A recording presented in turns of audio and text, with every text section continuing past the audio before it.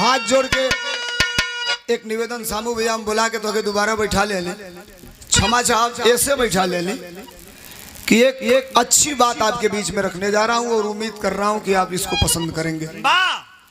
सवेर होई लोग ही मत कही के जाओ कि सारे ही ना सर दोनों रात भर चूतिया बना के चल गए ना सर। अरे वाह, सवेर हो गया तो लोग ही कहे कि एक बिरहा दोनों का बड़ा बढ़िया लागल। अगर इतना लोग कह दे तो बिरहा गावल बजावल तो हम लोग को रुपया दिहल सार्थक हो जाए। आओ मास्टर।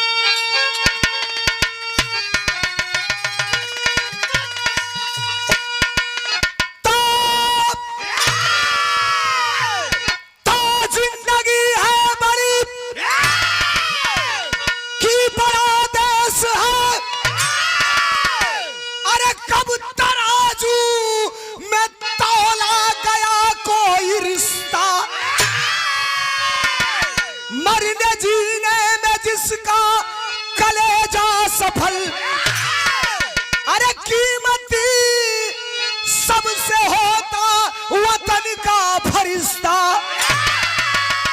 मौत के आशियाने में जज्बा लिए नाप देता है गोली से दुश्मन की छाती। अरे मोल लगता तो है मोल मिलता नहीं, सोलंकी गया की कलम ये बताती।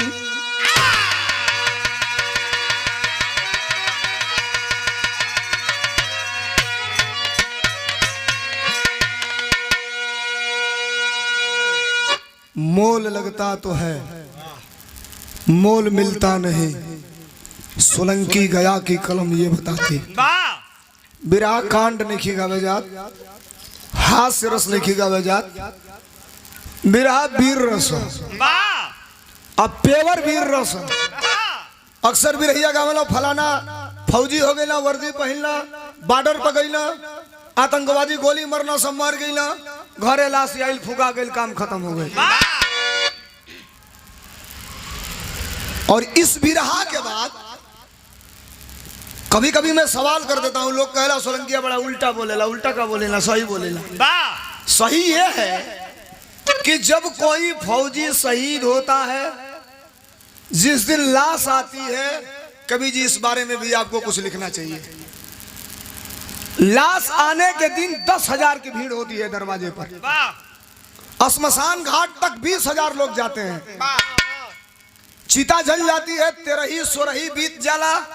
कभी आपने सोचा कि ब्रह्मभोज बीतने के बाद, 13 सोरही बीतने के बाद कौन मंत्री, कौन विधायक, कौन नेता, कौन प्रधान, कौन बीडीसी, कौन जिला पंचायत सदस्य 2-4 महीने के बाद उसके परिवार में जाकर उसके विधवा पत्नी से पूछता है कि तुम्हें क्या दिक्कत है, अनाथ बच्चों से पूछता है कि तुम्हें क्या दिक्कत है, बूढ़े माँ बाप से पूछता है कि आपको क्या परेशानी है, कोई नहीं पूछता। अभी संस्कार कहाँ से ले आवे? लेकिन ये भारत है, समता मूलक समाज की स्थापना भारत ने किया। अब वही हमने को ठीक मानी जा, चीन से, जापान से, कोरिया से, थाईलैंड से, हालैंड से, पोलैंड से, साउथ अफ्रीका से, अब वही देश से ठीक मानी जा। कम से कम शरीर पर सुबह ही 5 मीटर कपड़ा तो रहता, चल जा 2-4 गो ऐसा देश वाला सा है 3 मीटर कपड़ा में कुल के पूरा खानदान का कपड़ा हो जाए। 10 सेंटीमीटर खाली दही पे कपड़ा रहता, 4 इंची का पट्टी है जाए, 1.5 इंची का पट्टी है जाए, खाली बस तो पाई रहता। वहू के संस्कारित देश लोग कहता। अभी भारत संस्कार में सबसे आगे है देश और दुनिया में। मोल लगता तो है मोल मिलता नहीं, सोलंकी गया की कलम ये बताती। सुनिए बिरहा, अगर अबले रुक गई लोग तो बिरहा के सुन के तब जइया लोग, और सुनने के बाद ये एहसास कराई कि लोहा से लोहा कौने का टकरावल जाला। बड़ी खूबसूरत बिरहा में गजल लगल, इन नई गजल है, हमारे कहला पर कभी दिए गजल के लिखना। कौन गीत है बाबू?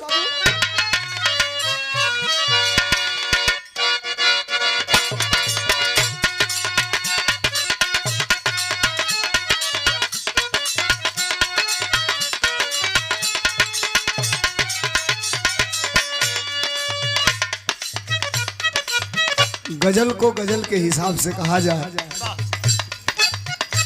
बड़े मुद्दत से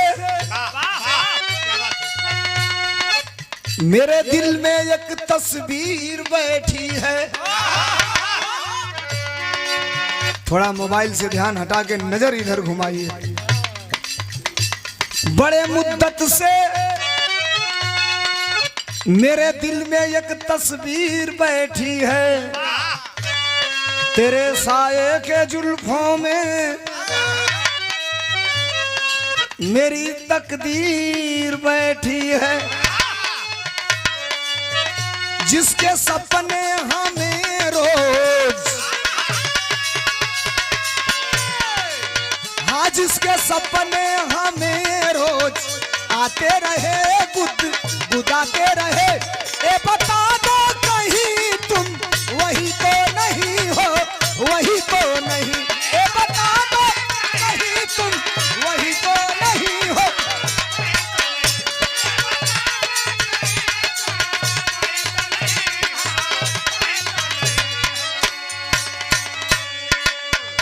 बिरहा में कवि जी भाव लिखलन के वीर तेगा से तेगा, वीर दुश्मन पर गोली चलाते रहे, जौहर दिखाते रहे। आज भी ये खड़ा करती सम्मान है, हो सम्मान है आज।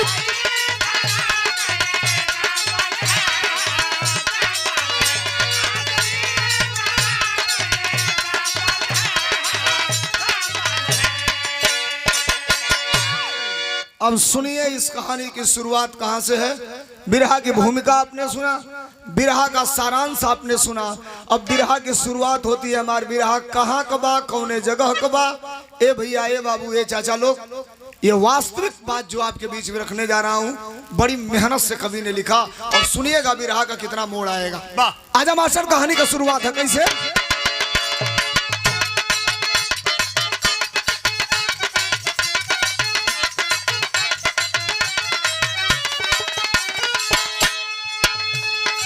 वतन से प्यार करना, वतन से प्यार करना खुदा की इबादत है। कहीं उससे बड़ी भी देश पर शहादत है।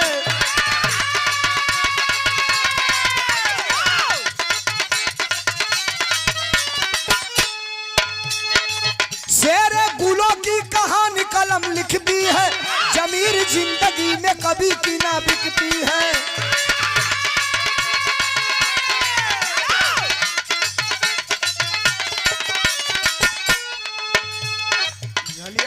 से और नीचे मेरा अल्लाह तो बतिया कम सुना था। कहानी कहाँ कहा।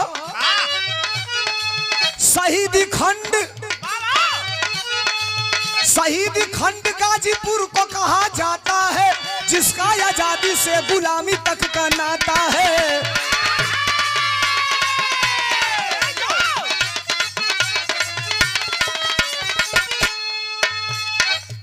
ग्राम जाहिरायपुर में एक चांद खिला। गांव कुल जानकारी आपके दे, हम ना कहो कि कलकत्ता का बिरहा। ग्राम जाहिरायपुर में एक चांद खिला, नाम है चंद्रदेव, हौसला पे जोर मिला।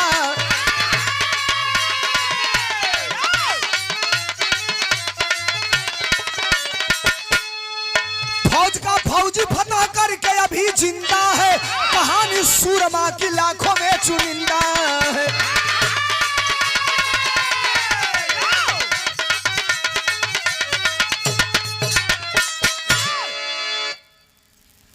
उत्तर प्रदेश के अंदर मैं जहां बिरहा गा रहा हूं, इस जिले को मऊ कहा जा रहा है। और इसी मऊ जिले के बगल में एक जिला है, जिस जिले का नाम है गाजीपुर। गाजीपुर जिला में एक रेलवे स्टेशन बा, जो स्टेशन का नाम बा जखनिया रेलवे स्टेशन। कितना दूर हो यहाँ से, क किलोमीटर, 20-25 किलोमीटर मैक्सिमम। वही जखनिया रेलवे स्टेशन के बगल में एक गांव बा, जो गांव का नाम बा जाही रायपुर। जाही रायपुर, पोस्ट झोटना, तहसील जखनिया, जनपद गाजीपुर, उत्तर प्रदेश। बाप का नाम बलराम यादव, आजो जिंदा हुआ। माई का नाम राजो देवी। 35 बरिस ले बियाह भइले के बाद एको बेटा बेटी ना भइल। पुरनिया लोग अगर कुछ ना होई तो कुल देवी देवता के यहाँ कुल देवगुरी जाके मूड़ी पटकत हवन। 35 बरिस के बाद एक बेटा पैदा भइल।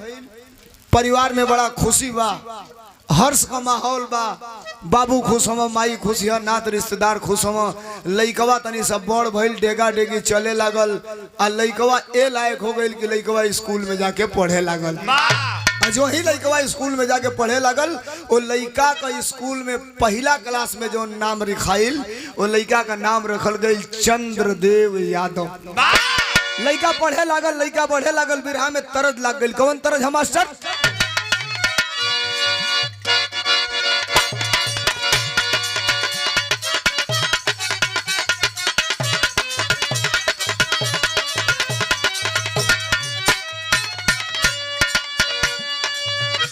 तनी ताकी दे तू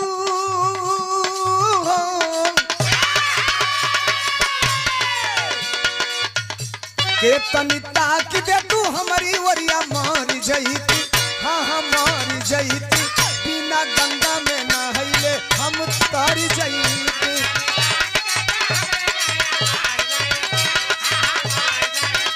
बिना गंगा में नहैले हम।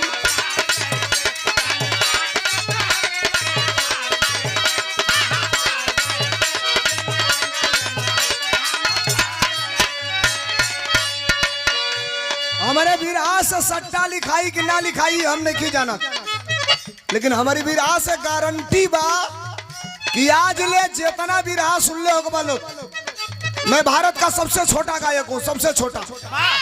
मैं कभी नहीं कहता कि मैं बड़ा गायक हूँ, भारत का सबसे छोटा गायक हूँ। लेकिन गारंटी ये है कि विरहा जगत में बात सबसे बड़ी करता हूँ। चंचल बचपन से बेटा चंद्रदेव रखले, ऐसन गांव घर नगरिया का लोग कहले।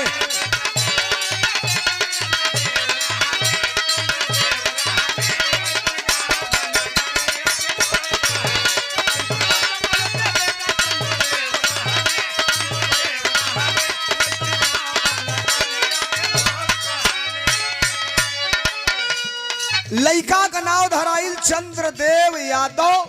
चंद्रदेव यादव पढ़े लगला, अंजाम का निकलल। अरे कैले पढ़ाई स्नातक की पूरी, और ज्यादा पढ़ना ना समझे जरूरी।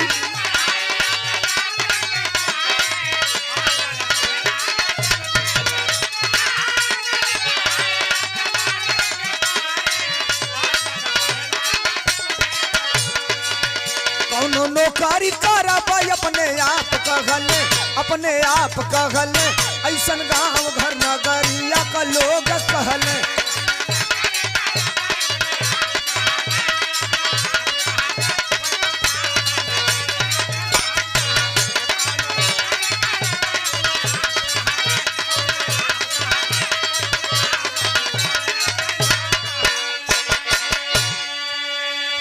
Chandradev Yadav Krishnapati inter college Jakhania. एक लाइन को ओरिजिनल बताऊंगा आपके बीच में। जखनिया में एक इंटर कॉलेज है जिसका नाम है कृष्णपति इंटर कॉलेज। उसी कृष्णपति इंटर कॉलेज से जखनिया से चंद्रदेव यादव इंटरमीडिएट पास किए, और वहीं से दूसरे महाविद्यालय से Chandradev Yadav bachelor of art की डिग्री लिए। मतलब बीए का फुल फॉर्म होला बैचलर ऑफ आर्ट, बीएससी का फुल फॉर्म होई बैचलर ऑफ साइंस। बीए का डिग्री लिया, बीए पास कईला। बाप गंवार अंगूठा टेक खेती बाड़ी करके परिवार का दाल रोटी चलावा। बाबूजी बलराम यादव कहला कि ये बेटा तू बीए कर लिया तो हमार इच्छा बा दिल का कि हमार लड़का मास्टर बनी। एकरे खातिर कौन पढ़ाई करे पड़ेला, उहो तू कहला धान गेहूं बेच के खेत बाड़ी बांधे रख के तो के पढ़ाई, लेकिन तो के मास्टर बनावल चाहत है। एक दिन कहला, 2 दिन कहला, 4 दिन कहला।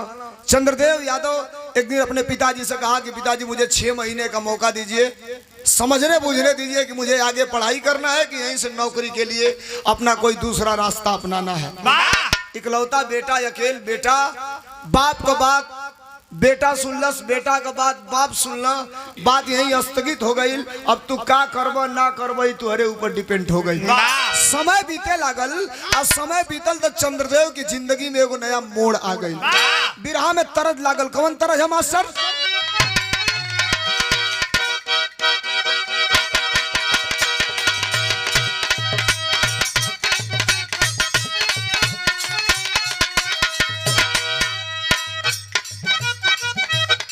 कोनो भौजाई अपना देवर से बड़ी प्यार से कहले रहल, अरे टूटा ता दहिया बखता कलाई,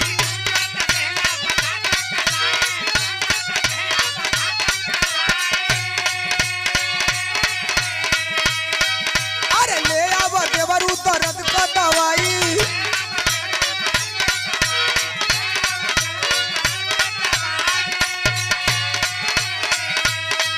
अरे टूटा ता दहिया बखता कलाई, ले आव देवर दर्द का दवाई, अरे सुत गई सैया से रतिये चपाती के,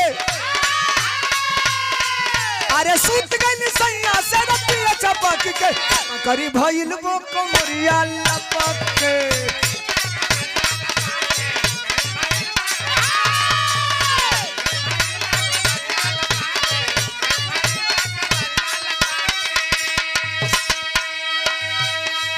बीए कैले के बाद चंद्रदेव कैला का, अरे मन नहीं लागे तो छोड़े पढ़ाई,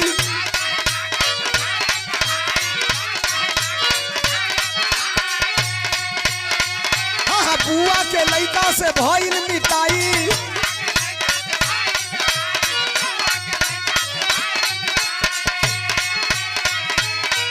अरे राम भारत भैया देश सेवा करत बा,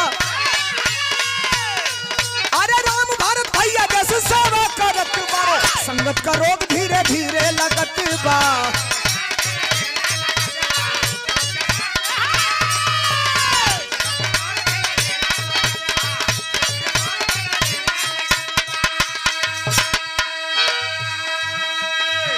यही गाजीपुर जिला में एक जगह बा जोने जगह का नाम सादियाबाद बतावल गई।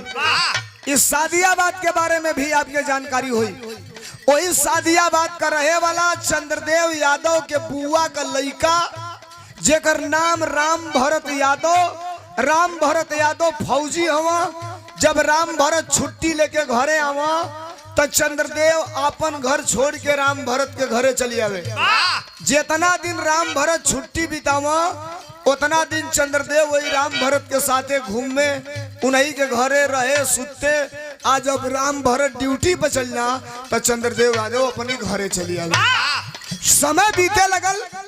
एक दिन गाजीपुर के डिस्ट्रिक्ट मजिस्ट्रेट को यानी कलेक्टर को, जिसे डीएम कहा जाता है, गाजीपुर के डीएम के पास एक दिन सरहद से फोन आता है। और टेलीफोन क्या था? राम भरत भैया भैली माउतिया, अरे दुखी चंद्रदेव करू केला नहीं हसिया,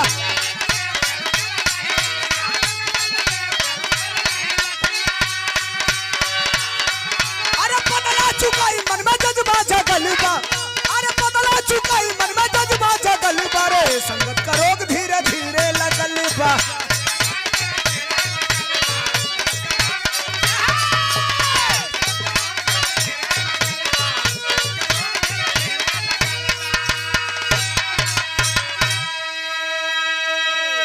राम भरत यादव का द्राक्ष बटालिक सेक्टर जम्मू कश्मीर में ड्यूटी करने के दौरान पाकिस्तान के द्वारा कटीले कटबंधे तार को काटकर घुसे हुए आतंकवादियों के द्वारा गोली मार करके हत्या कर दी गई। आतंकवादी किसे कहते हैं? आजकल कभी रहिए खड़ा होता ना, जो ने फौजी के गोली लगा था कहता आतंकवादी मार दिए। अब छत्तीसगढ़ में भी कोई मारा जा रहा है तो कह रहे हैं कि आतंकवादी मार दिए, आसाम में भी कोई मारा जा रहा है तो कह रहे हैं कि आतंकवादी मार दिए। आतंकवादी वो होता है जो दूसरे देश से आकर के हमला करता है, उसे आतंकवादी कहते हैं।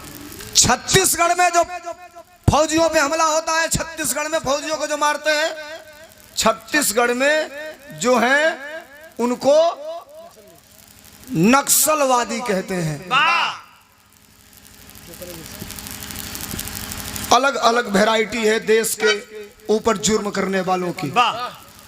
आतंकवादियों के द्वारा राम भरत यादव की गोली मारकर हत्या कर दी गई थी, जिसे हम शहीद का दर्जा देते हैं। गाजीपुर के कलेक्टर के पास फोन आया, सादियाबाद का रहने वाला एक नौजवान राम भरत यादव, जिसकी आतंकवादियों ने गोली मारकर हत्या कर दिया है। कल 11 बजते बजते बनारस के बाबतपुर एयरपोर्ट पर बाई प्लेन द्वारा डेड बॉडी जाएगी और अंतिम संस्कार की तैयारी कर लेना। अब जब फौजी की लाश गाजीपुर आ रही है तो मुझे एक बात याद आ गई। आज ऐसा शख्स गुड़गांव के मेदांता हॉस्पिटल में अपने जिंदगी और मौत के बीच में जूझ रहे हैं।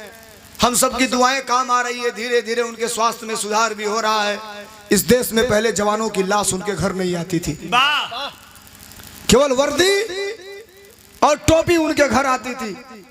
देश में पहली बार तीसरे मोर्चे की सरकार बनी, एसडी देवगौड़ा भारत के प्रधानमंत्री बने और देश का डिफेंस मिनिस्टर, रक्षा मंत्री किसान का बेटा मुलायम सिंह यादव बने।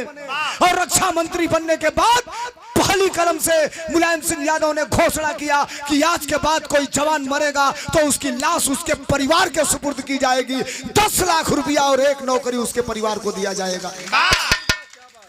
हम सलाम करते हैं देश के ऐसे नेता को। राम भरत यादव की लाश बनारस आती है और बनारस से कप्तान और एसपी, कप्तान और डीएम, एसपी को ही कप्तान कहा जाता है, कप्तान और डीएम, और वहां से आई हुई फोर्स राम भरत यादव के लाश को लेकर के आती है गाजीपुर। नौजवान आगे आगे पिकअप लगाए थे, पिकअप लगाकर राम भरत का फोटो लगाकर गाना बजा रहे थे। ऐ गुजरने वाली हवा बता, मेरा असली काम करोगी क्या, मेरे गाँव जा, मेरे माँ से तू पयाम दे, मैं वापस आऊंगा खेत खलिहानों में, पीपल की छांव में, हरे मैदानों में, किया जो वादा था वो निभाऊंगा, सदे से आते हैं हमें तड़पाते हैं, कि चिट्ठी आती है ये पूछे जाती है कि घर कब आओगे, लिखो कब आओगे, कि तुम बिन ए घर सूना सूना है। आगे आगे पिकअप गाड़ी, पीछे पीछे 10,000 लोग गाजीपुर के श्मशान घाट पर जाते हैं। चिता सजाई जाती है। बुढ़ा बाप अपने बेटे राम भरत यादव के चिता में मुखाग्नि देता है। इस जिंदगी का सबसे बड़ा, सबसे खतरनाक क्षण वो होता है जब बुढ़े बाप के कंधे पर जवान बेटे का जनाजा होता है। वो बुढ़ा बाप अपने बेटा के चिता में आग लगाता है। श्मशान घाट पर चाहे 10,000 लोग चल रहे, प्रधान जी चाहे 20,000 लोग चल रहे, रुकते कब तक है?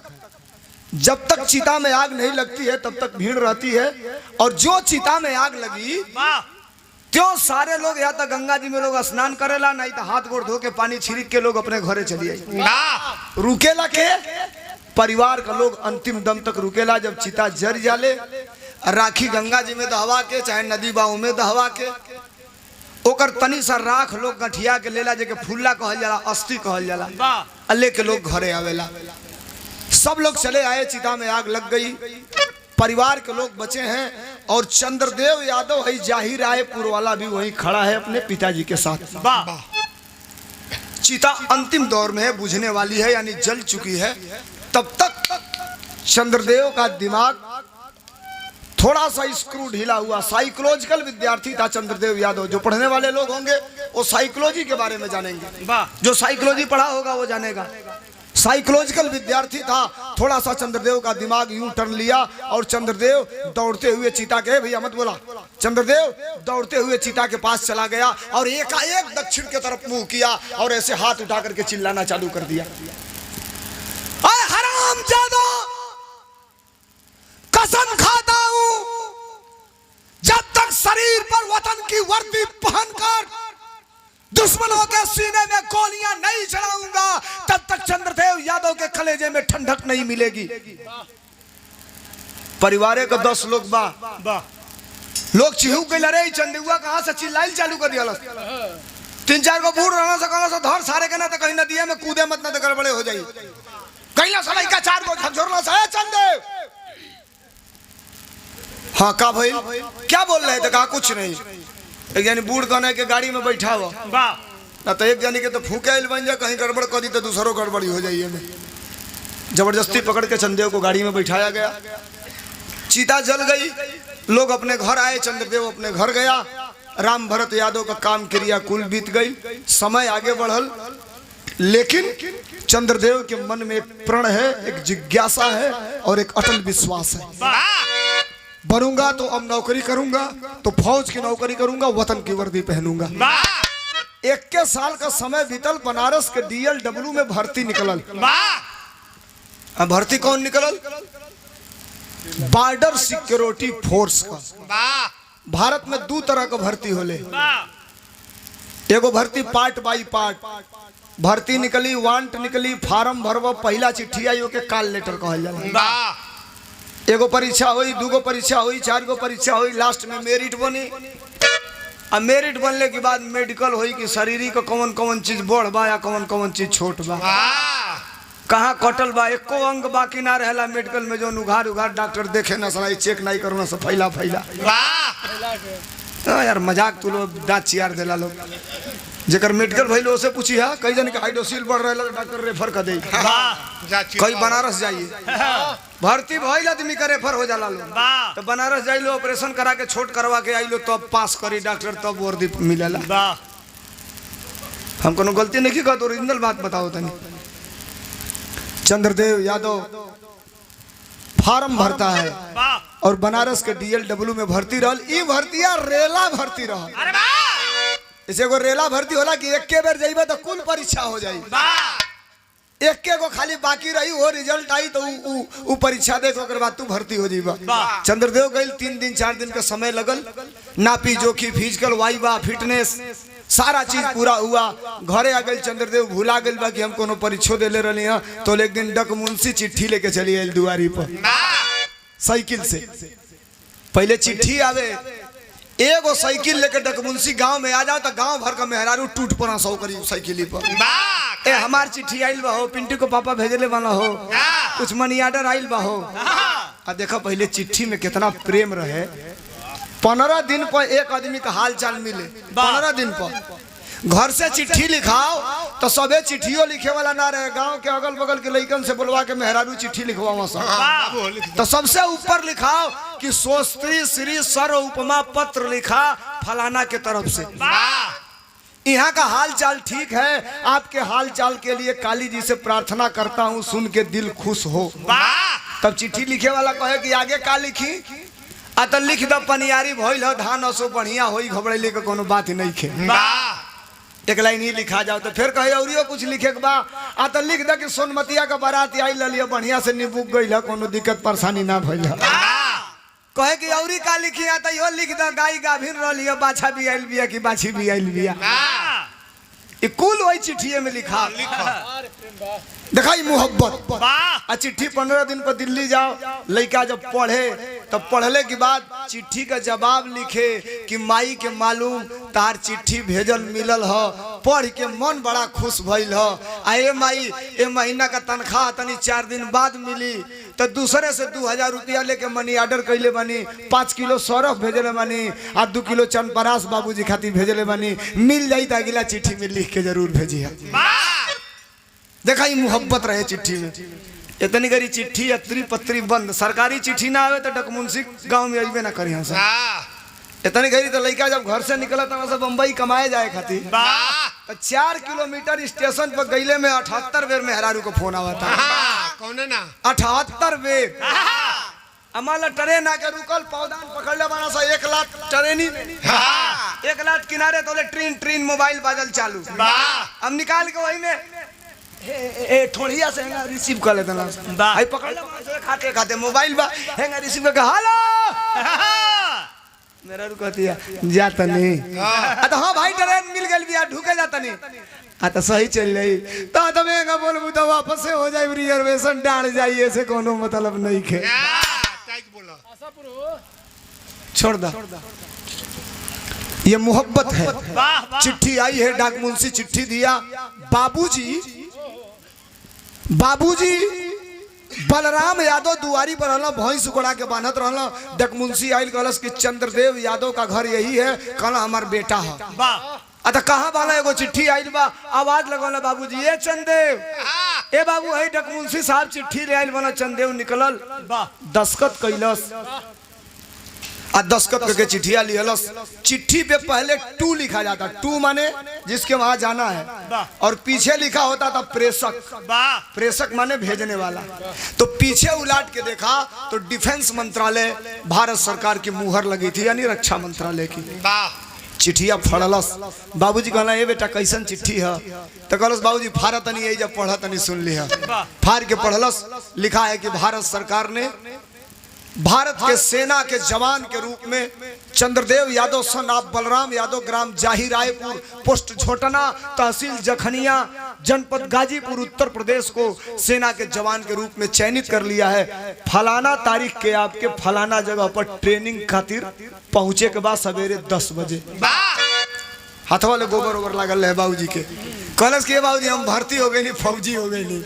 आज यो कॉलेज तले भारी गोबरे हाथे पकड़वा भारी अखबारी अपने बेटा के। बाप बाप होला पकड़ना भारी अखबारी कचकचा के, अखिया में से आंसू गिरे लगल, खुशी का आंसू रहे। कहला बेटा तू भर्ती हो गई लो। अतः कहला हे काशीदास बाबा 3-3 गो कराहा चढ़वाई, बेटा हमार भर्ती हो गई। माई सुनलस, माइयो खुश बिया। आज चंद्रदेव के जाए के बाद ट्रेनिंग पर माई परेशान बिया। भूजा भुजवलस रहरी क गेहूं क ओके प्लास्टिक में बांध के भेली 1 किलो धैलस। एगो बात बताई, जूता सिए वाला का लड़का अगर भर्ती हो जाई, रिक्शा चलावे वाला का लड़का भर्ती हो जाई तो पैसा ना रही तो ब्याज पर रुपया ले ही, लेकिन अगर लड़का ट्रेनिंग में जाता तो के 2-3 किलो घी जरूर खरीद के लोग देला। छोड़िए इस बात को। चंद्रदेव यादव आज चलत बा ट्रेनिंग ज्वाइन करे, घर से चलल बिरहा में पेवर वीर रसकलाइन लग गई। कैसे मास्टर?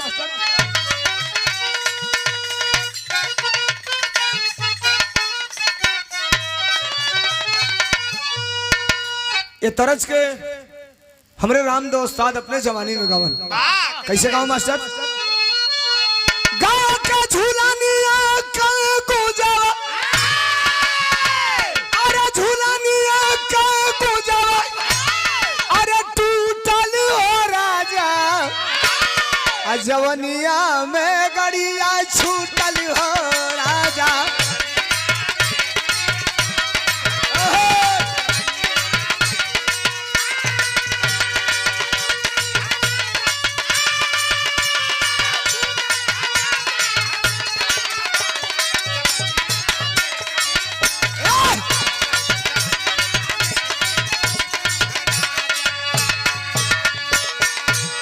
बतिया के सुना, चंद्रदेव यादव चलत ह ट्रेनिंग में। कैसे मास्टर? अरे पानी गईला फौजी, पानी गईला फौजी, अरे दीवाना वतन के सजाय बराती परवाना वतन के।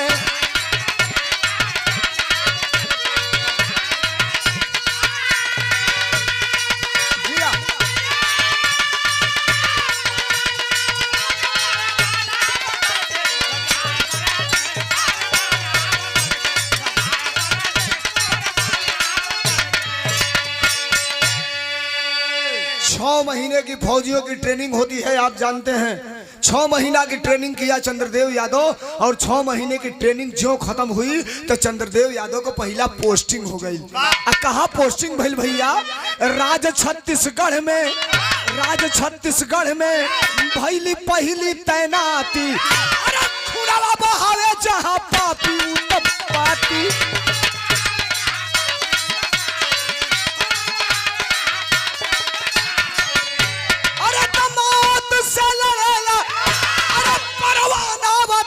सजाय बराती है दीवाना वतन के।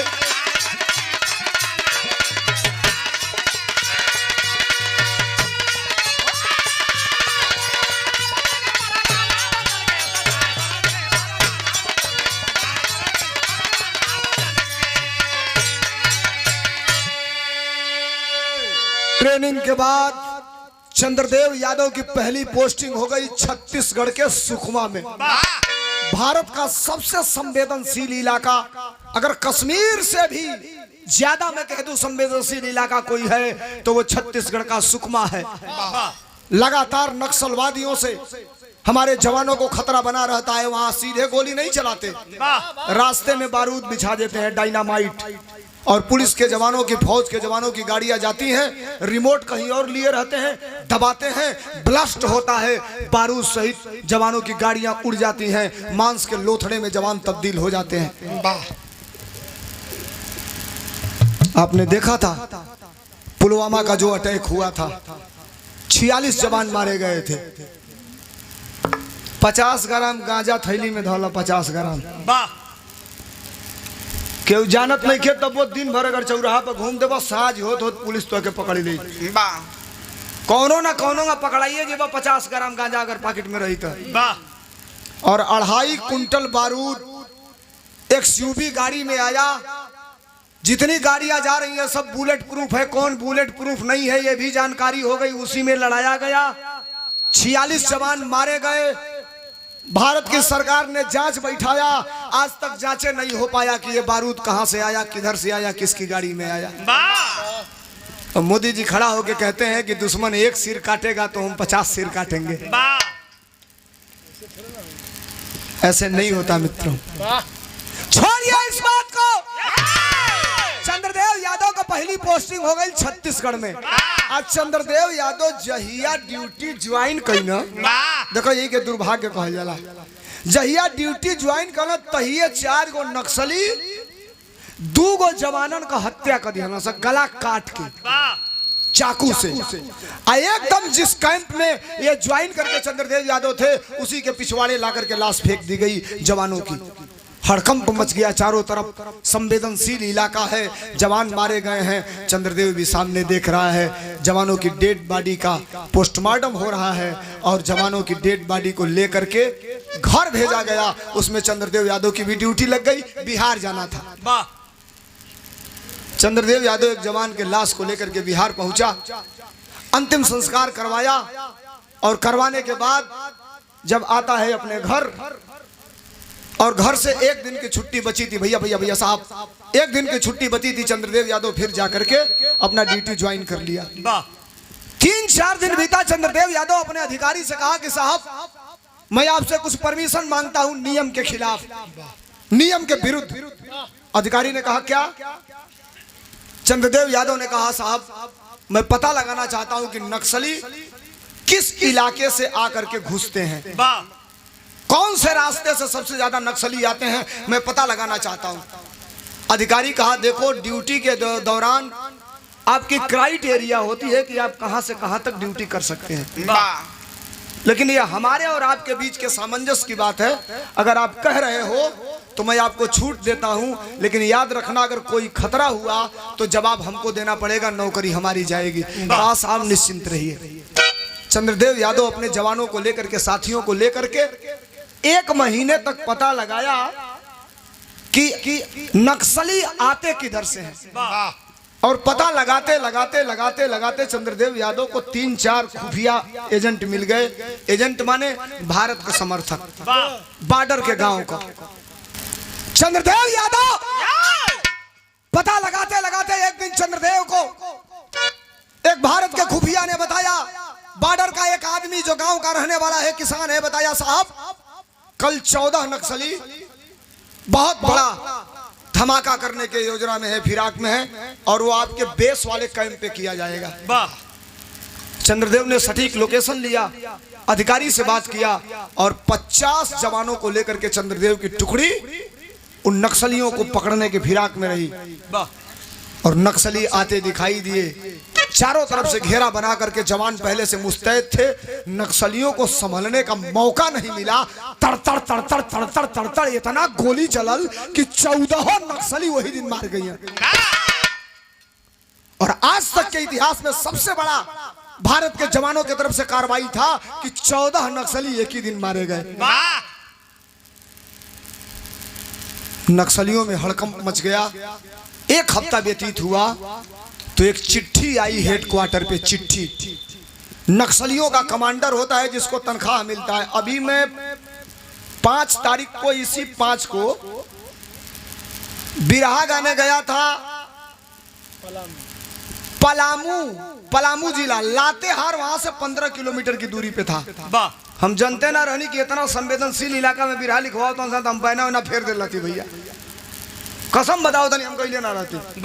अच्छा चल तो गईली जा भैया, चलत चलत चलत भीन सहारे का राती का 7:30 बजे पहुंचली जा। हमारा अंशिका कुशवाहा का बिरहा वाला खाली बंदूक 10 रुपया का मार के झिल्ली घर घर दारू बनाता। हेंगा हिलत आओ तो निकाला तो कट्टा वही में से लगावा आके बैठा तो पानी पी लीजिए व्यास जी। हाथे में झुलावा तो हमको ना रहे से मत पानी पिया दिया ना तो बिरहे आज अंतिम हो जाए हमारा। राती का बिरहा सुने भैया 25,000 30,000 चट्टी बोरा लेके यहाँ से बैठ के बिरहा सुने और रुपया 1 को ना दी रात भर 200 ले मिलल है। 270 रुपया इनाम मिलल है। ये होला हाँ सट्टा जितना हुमच के लिखल 40,000 45,000 50,000 वही का उम्मीद रहेला। डीजलो भर के रुपया ना आवेला। जान कोनो का बचल 5 बजे कहली कि हमके जाए के बाद गाजीपुर बिरहा गावे अतना ब्यास जी एजा तो बिरहा 7 बजे ले होला। जितना भीड़ तनी पावा उतना भीड़ सुबह मिली। जितना भीड़ ये बेरा बा उतना भीड़ सवेरे ले रही। हाथ गोड़ जोड़ के कोनो का कहना से चाय पी लीजिए, हम कहीं चाय ना पिए गाड़ी में बैठ के भगली जा 100 किलोमीटर आके तब चाय पियली जा कहली जा जान बचल तो लाखों उपाय। तो ले आज रास्तों में को फोन किया है, ए ब्यास जी वहाँ के लोग कह रहे हैं कि ब्यास बड़ा जर्नैल बिरहा गाया है। एक जानी इनाम देते रहना पैसा देना 20 रुपया। हम कहनी नाम बताओ तो कहते हगन जादू। नीतू सही कहते हम पहले कहने महाराज जी कौन नाम होते, वो कहता ये चर्चित नाम है इनका, बोलिए बोलिए इनका नाम। हगन यादव। हगन जादू यादव नहीं जादू। छोड़िए इस बात को। चंद्रदेव यादव के टीम के द्वारा आज तक की सबसे बड़ी कार्रवाई थी नक्सलियों पे। और नक्सलियों के अंदर हड़कंप मच गया। एक चिट्ठी आई हेडक्वार्टर पर। पता कैसे उन लोगों को चल गया कि चंद्रदेव के साथ वाले लोग ही मारे हैं हमारे लोगों को।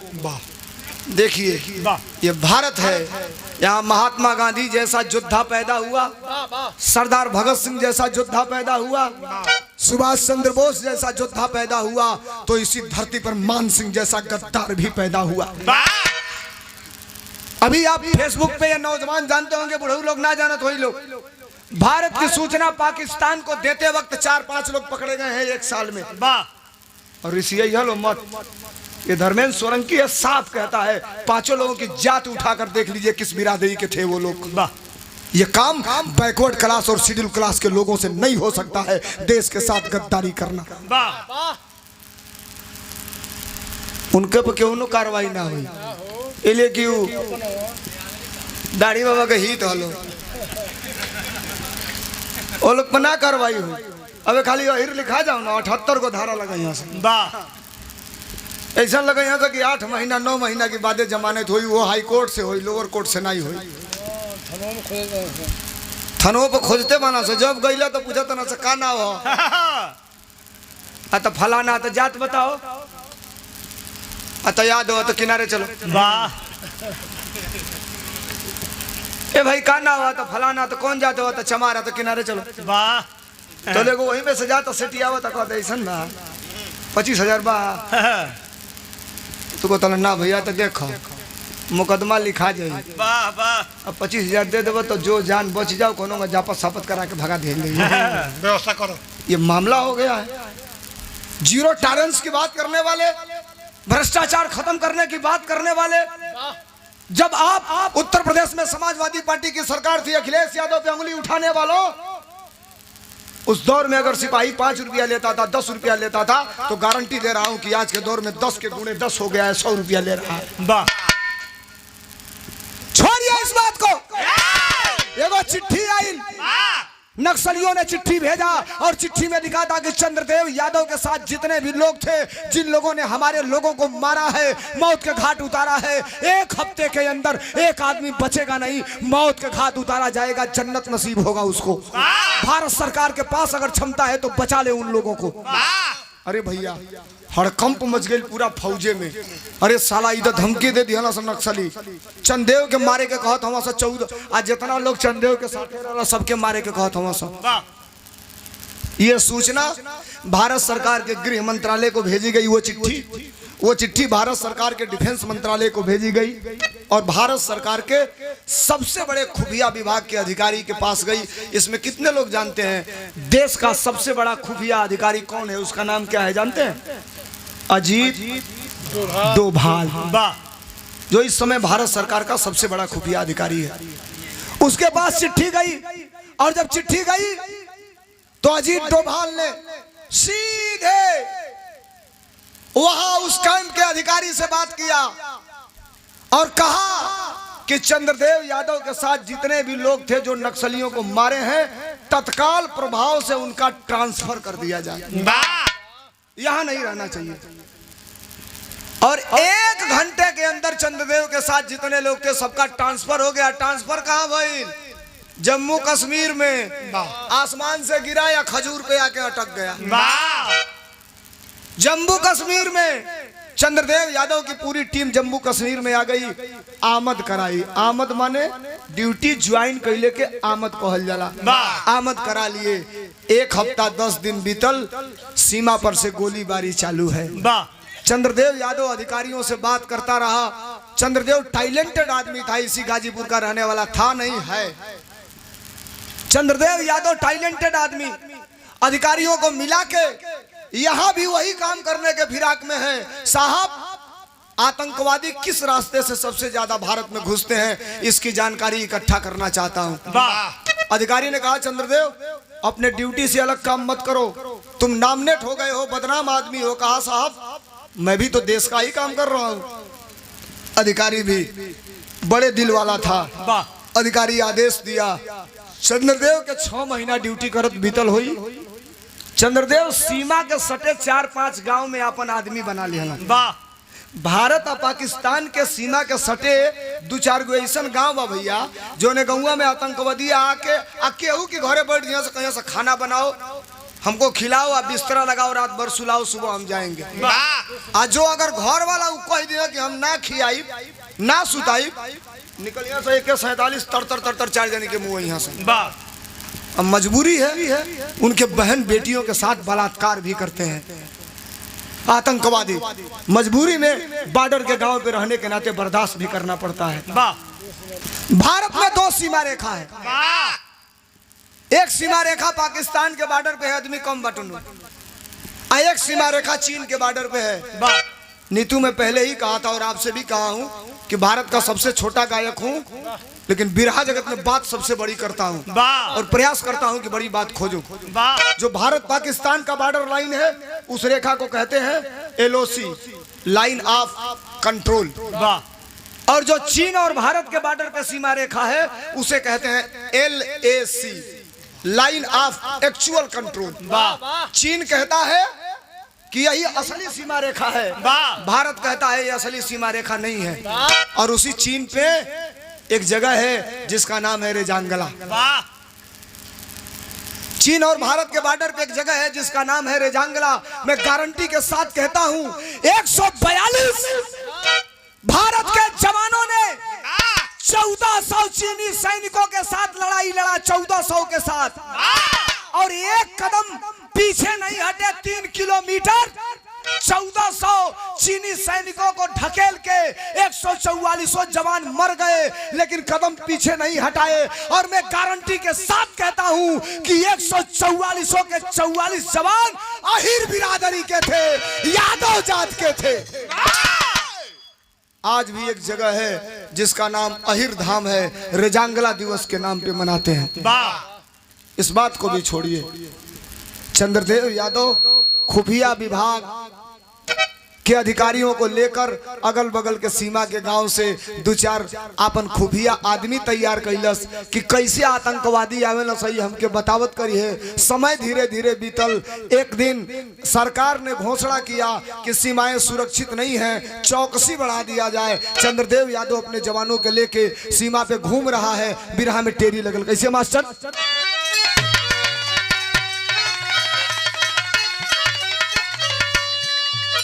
पौरुष का 16 पानी ना होई, अरे पौरुष का 16 पानी ना होई, वतन के बलबेदी पर भला ही कटी जवानी, वतन के बलबेदी पर भला ही कटी जवानी, पौरुष का 16 पानी ना होई। याद रखिए, समय बीतल तवले एक दिन इस सूचना मिलल, एक दिन तू ही हटा तला, एक दिन ये सूचना मिलल कि 8 आतंकवादी कल।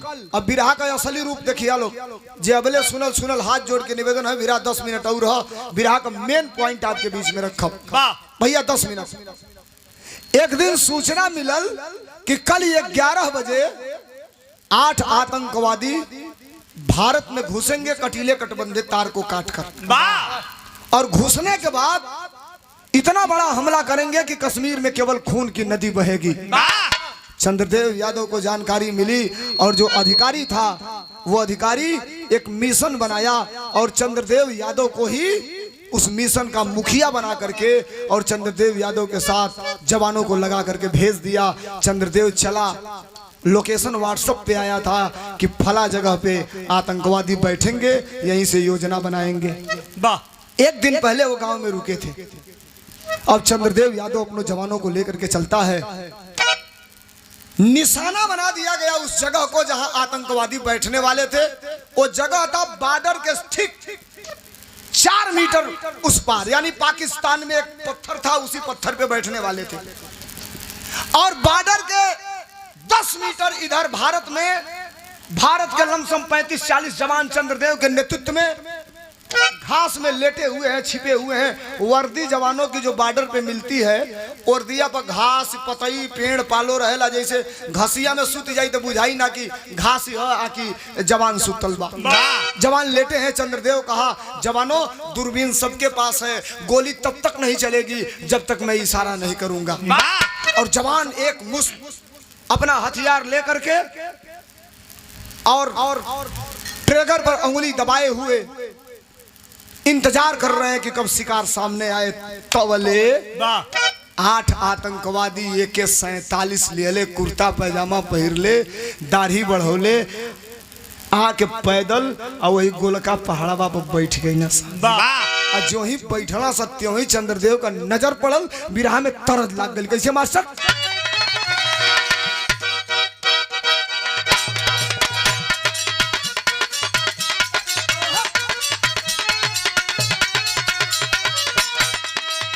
कौनो मेहरारू मर्द में सवेर होत फैंटा फैंटी हो गई, भिनसारा होत का है मर्दे मेहरारू से सवेर होत फैंटा फैंटी काहे होई? काम ना बनल होई।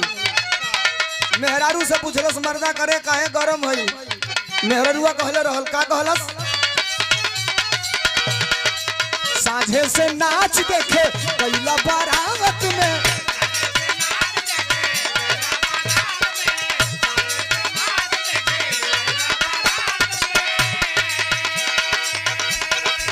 हो गईला है हर में हर, हो गईला है हर में हर छोड़ी के रात में।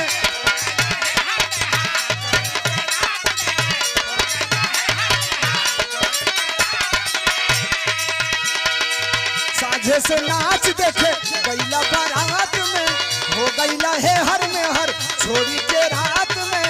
ओनिया कदेला भोरा हरिया, अरे भोरा हरिया हो, राजा निका देखी अइला का कैला, राजा निका देखी अइला का कैला यारे, लाहे लाहे बाथे कमरिया हो, राजा निका देखी अइला का कैला।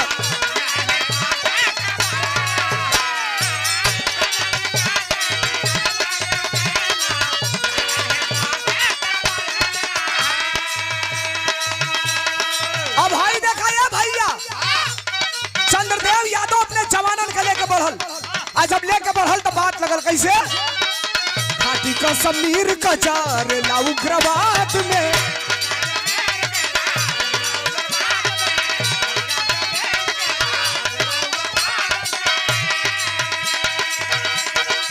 चले चंद्रदेव लोहा लेके फौलाद से,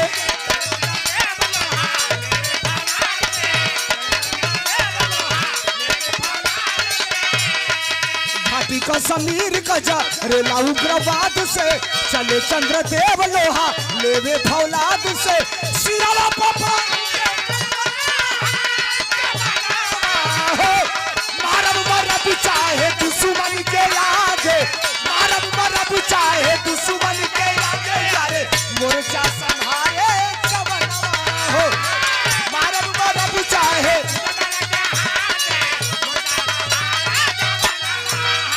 तैयारी भाई।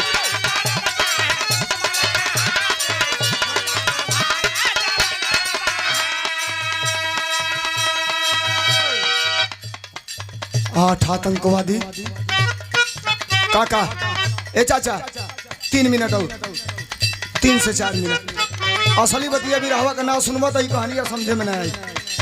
सुन ला हम के कर बिरहा गाओ तनी। इतने लोग बैठे हैं सवेर के टाइम में 3:30 बजे 4 बजे वीर रस गौले तो कोनो मतलब ना रहला, लेकिन मतलब तब होई गा देव सुन ले वालो आ सुनत हइयो हो वालो। गईले के बाद नाम खराब होई तो मामला गड़बड़ हो जाए। गईले के बाद हम सीधे रुकबो ना करब, निकलब लखनऊ वाया गोरखपुर। नजर पड़ गई आतंकवादियों पर, चंद्रदेव यादव इशारा किया खबरदार, टारगेट पे लो, टारगेट पे। सभी जवान अपने बंदूक को, आतंकवादी बैठे हैं उनको समझे में नहीं आ रहा है कि हमारे खिलाफ कोई योजना बनी है। जो बैठे त्यों बंदूक के निशाने पर आतंकवादियों को लिया गया, इशारा किया चंद्रदेव यादव, जो इशारा कैलस तड़तड़ तड़तड़ इतना गोली चलल, 10 फुट 11 फुट का दूरी है, इतना गोली चलल कि 7 आतंकवादी ऑन द स्पॉट वहीं खत्म, स्वर्गलोक सिधार गए।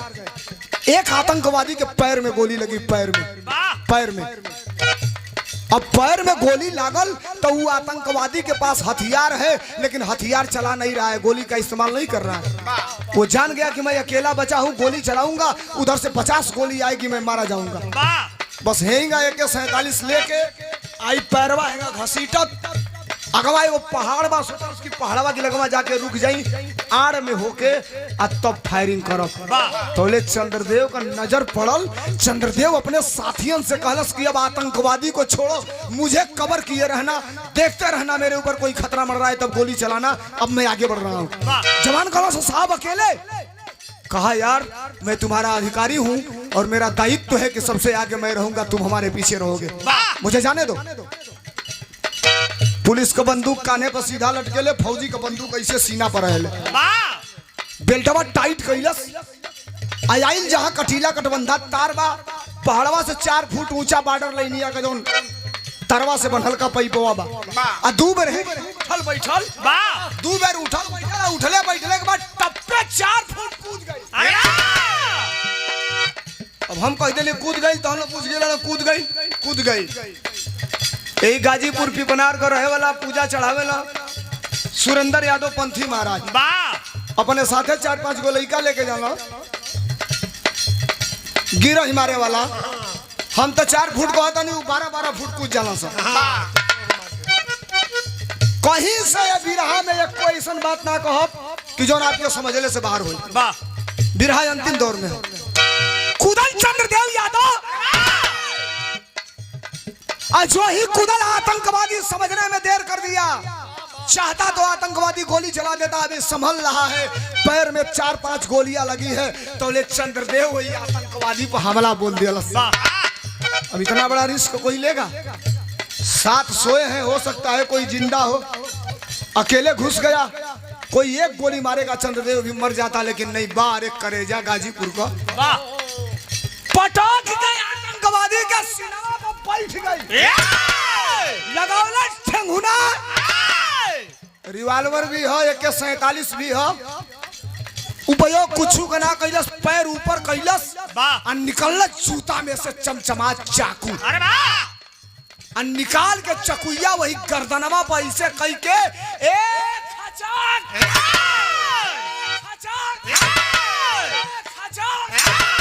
50 चाकू ऐसे टोटी पानी फेंकेला वैसे फच फच फच फच सिनवा से खून फेंके लगा।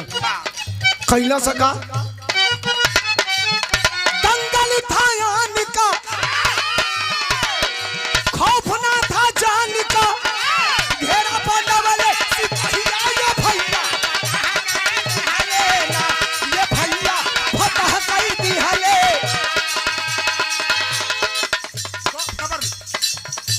जवान पूरे योजना को फतह करने के बाद अब पलट के देखता है चंद्रदेव यादव उन दुश्मनों के प्रति अंजाम का निकला था।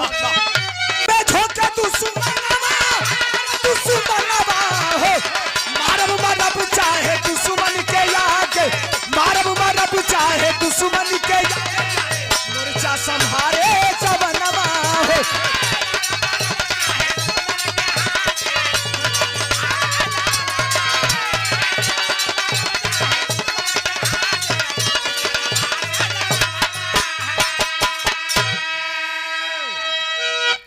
मिशन फतह, 8 आतंकवादी मार दिए गए। चंद्रदेव वापस हिंदुस्तान के सीमा में आया। जवान पूछे साहब अब क्या करना चाहिए? आप बैक टू पवेलियन मूव करो, तत्काल यहाँ से वापस हेडक्वार्टर। सभी जवान तर दौड़ते हुए गाड़ी में बैठे। जिप्सी गाड़ियां हेडक्वार्टर आती हैं और आ गई हेडक्वार्टर। अगले दिन पाकिस्तान के अखबार में 8 फोटो छपा। पाकिस्तानियों ने कहा कि भारत ने हमारे घर में घुस के हमारे 8 शरीफ लोगों को जन्नत में पहुंचा दिया। देखिए साले लिखे क्या, 8 शरीफ लोगों को जन्नत में पहुंचा दिया। और 1 हफ्ता और बीता, वो 8 मरने वाले कौन थे? दुनिया का मोस्ट वांटेड अपराधी, पूरे दुनिया का सबसे बड़ा अपराधी है, नाम है जिसका अजहर मसूद। लश्कर तोयबा संगठन का आतंकवादियों का हेड है। और एक ऑडियो यानी बोल के एक ऑडियो भारत सरकार के रक्षा मंत्रालय के ट्विटर पर, भारत सरकार के गृह मंत्रालय के ट्विटर पर, और जिस कैंप में चंद्रदेव यादव है जिस कमांडर के नेतृत्व में, उसके हेडक्वार्टर पर ऑडियो व्हाट्सएप पे आ गया। ऑडियो को खोल के और प्ले करके सुना गया तो अजहर मसूद की आवाज थी। हिंदुस्तान का चंद्रदेव यादव अपने आप को मर्द बनता है, पाकिस्तान में घुस के हमारे 8 लोगों को जन्नत की सैर कराया। 15 दिन का मौका देता हूं, 15 दिन में अगर समुंदर के नीचे सुरंग बनाना हो तो बना करके अपने आप को छुप जाए, नहीं तो 15 दिन में चंद्रदेव यादव इस दुनिया में रहने के लायक नहीं रहेगा। सरकार के पास जितनी क्षमता हो लगा ले चंद्रदेव को मरने से रोकने के लिए। दूसरा रिस्क चंद्रदेव पे, एक तो छत्तीसगढ़ में हुआ था, अब अटैक दूसरा पाकिस्तान और भारत के बॉर्डर कश्मीर पे होने जा रहा है। अधिकारियों में हड़कंप मच गया। भारत सरकार चंद्रदेव यादव पर लगातार निगरानी कर रही थी। अधिकारी को आदेश हुआ, चंद्रदेव के बड़े अधिकारी को, कि चंद्रदेव की आज से ड्यूटी बंद। चंद्रदेव वर्दी पहन के ड्यूटी पे नहीं जाएगा, और कब तक नहीं जाएगा? जब तक अगला आदेश नहीं होगा। चंद्रदेव को एक कोठरी में नजरबंद कर दो। अधिकारी आया, कहा चंद्रदेव तुम्हारी ड्यूटी खत्म। चंद्रदेव कहा अबे तो हमारी नौकरी कई साल बाद। कहा ये नहीं, तुम नौकरी से नहीं निकाले जा रहे हो, तुम्हारा तनख्वाह मिलता रहेगा, तुमको मिलने वाली सब सुविधा मिलती रहेगी, लेकिन तुम ड्यूटी नहीं करोगे। क्यों? कहा क्यों का जवाब मैं नहीं दे सकता। ऊपर से आदेश आया है, चंद्रदेव की ड्यूटी बंद कर दी गई, और एक कमरे में अटैच लैट्रिन बाथरूम था, टीवी उवी लगा के एसी ओसी चालू करके भैया चंद्रदेव यादव को उसी कमरे में नजरबंद कर दिया गया। तनिके सा और वापस चंद्रदेव यादव को एक कमरे में नजरबंद कर दिया गया, और चंद्रदेव यादव को वहीं मेज से खाना आता था, खाना खा लेता था। चंद्रदेव को लेटरिन बाथरूम करना होता था, टॉयलेट में चला जाता था। चंद्रदेव यादव को बाहर जाने की इजाजत नहीं थी। धीरे धीरे 1 दिन बीता, 2 दिन बीता, 3 दिन बीता, 15 दिन का अल्टीमेट मिला था। 15 दिन भी बीत गया, लेकिन चंद्रदेव पे कोई हमला नहीं हुआ। किसी ने गोली नहीं चलाया, कोई हमला उसके कोठरी पे नहीं हुआ।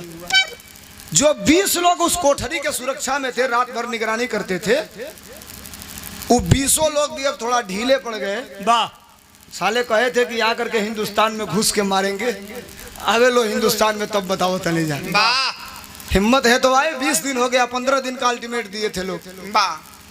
1 दिन के बाद चंद्रदेव यादव रात में भोजन कर रहा है। उसी कोठरी में भोजन क्या था? बीर रस। मुझे तो नहीं सब मटन, फौज में मिलता है मटन, चिकन, अंडा। भोजन कर रहा था चंद्रदेव यादव, और 1 गिलास बनाया भी था दवा। फौजी 98% लेते हैं हल्का हल्का। अब हम ही नहीं कहते कि फौजी पियक्कड़ होते हैं। सर्विस में मिलता है दारू भाई फौजियों को। होली होली में आ जाला लो तो फौजी लोग को धोती खिंचाए लगे ले। गाँव भर का लोग कहीं का हो 2 साल पाइल वाला 1 बोतल खड़े चाहे। होली है। रात को 11 बज रहा है, चंद्रदेव खाना खा रहा है, 1 पैक बनाया है जो मुंह के पास लगाया। तब तक चंद्रदेव यादव के एंड्रॉइड फोन पे घंटी बज गई, और घंटी बजी तो घंटी पे लिखा था मोहम्मद इस्लाम। फोन कट गया, रिसीव नहीं हुआ। दोबारा एक कवर मुंह में डाला, तब तक फिर घंटी आई, मोहम्मद इस्लाम लिखा है। हाथे में मसाला लागल बा, तब वो मोबाइल उठौला से आते फोन रिसीव करके, हेलो चंद्रदेव टू स्पीकिंग। साहब मैं आपके पास ही फोन लगाया था, चंद्रदेव यादव बोल रहे हैं? हाँ मैं चंद्रदेव यादव बोल रहा हूँ, बताओ।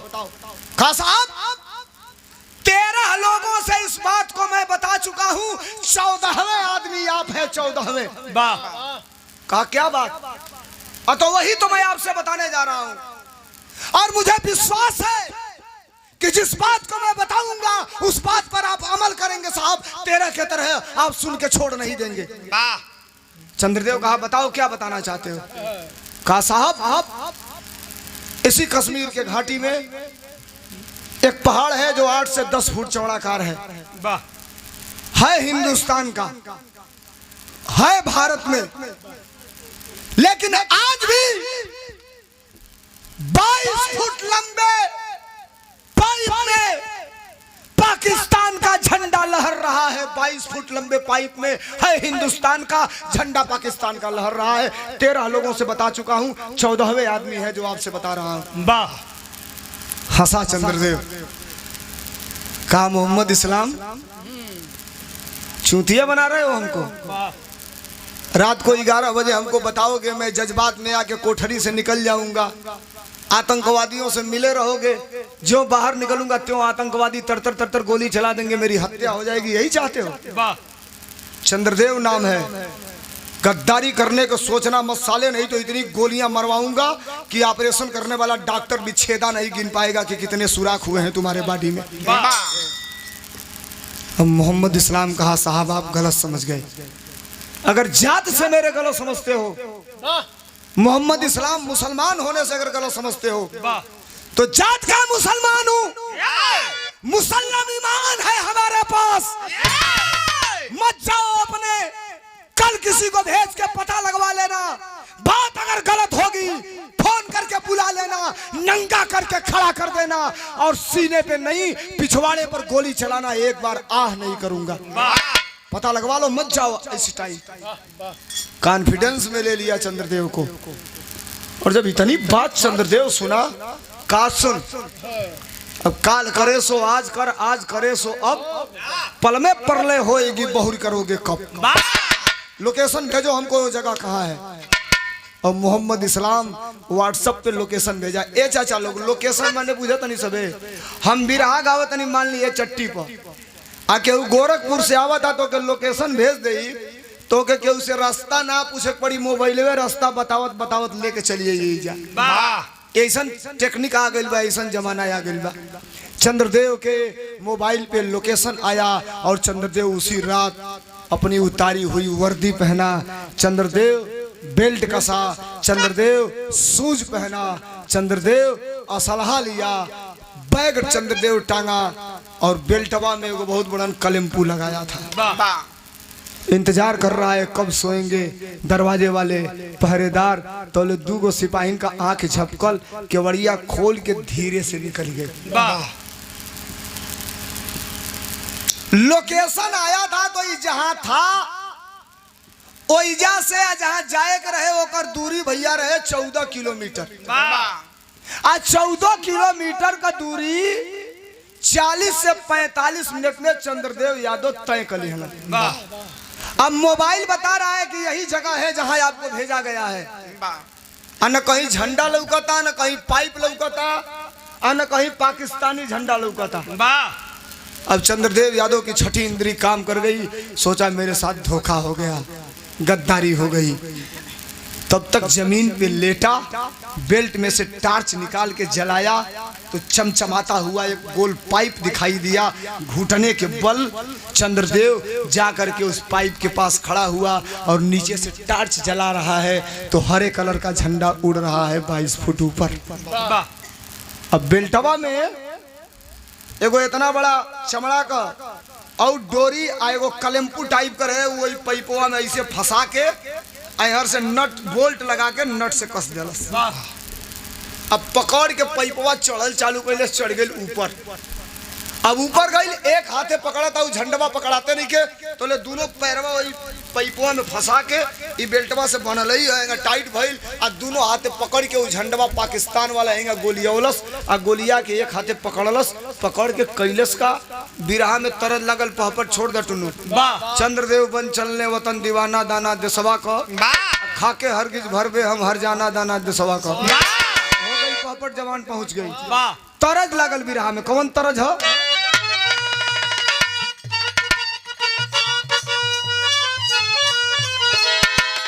पहपट के बाद है तरज।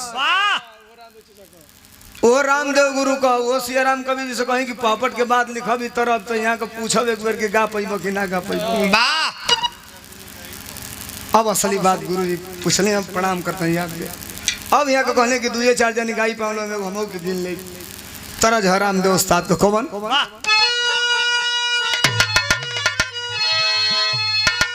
अरे पिया परदेसिया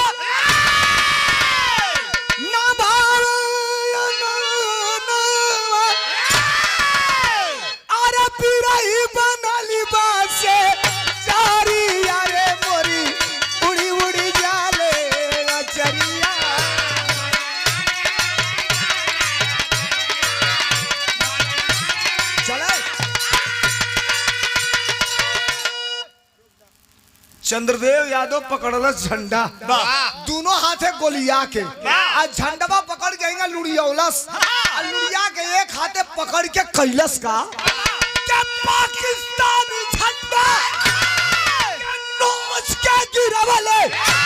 अरे सरवा का गूंजल है, लानावा हो चलल देसवा का जवनवा।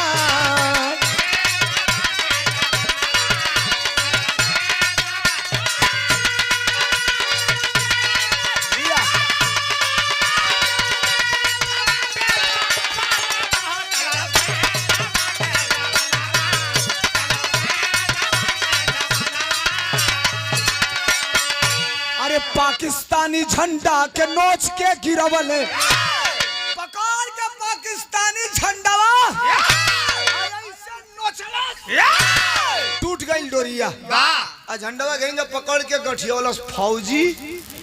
रियल में मैं आपसे बता दूं कि कभी किसी का अपमान नहीं करते। अगर फौजी होगा शरीर पे वर्दी होगी तो ये भारत की पहचान है।